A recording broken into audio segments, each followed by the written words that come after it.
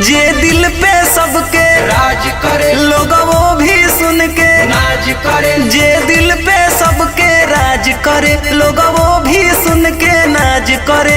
उहे हा हमर जाति सबके भावेला है, सबसे पहिले नाम पटेल के आवेला।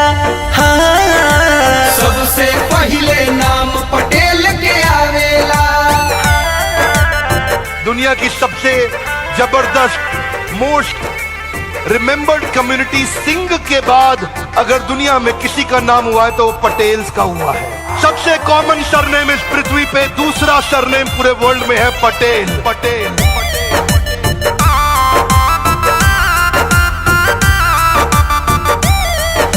भोले के तना दिल के दरिया को झांक के देखो, तू दिल के भितरिया। होले के तना हो दिल के दरिया को झांक के देखो, तू दिल के भितरिया।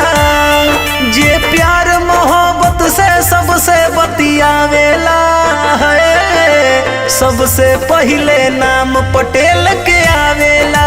ए भैया, सबसे पहिले नाम पटेल के आवेला।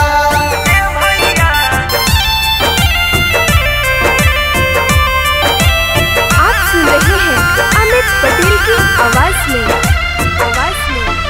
प्यार के बदले प्यार देवेले, वार के बदले वार देवेले।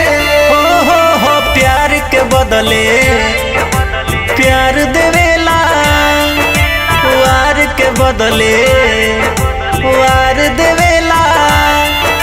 अमित वो पटेल यही से गावेला है, सबसे पहिले नाम पटेल के आवेला।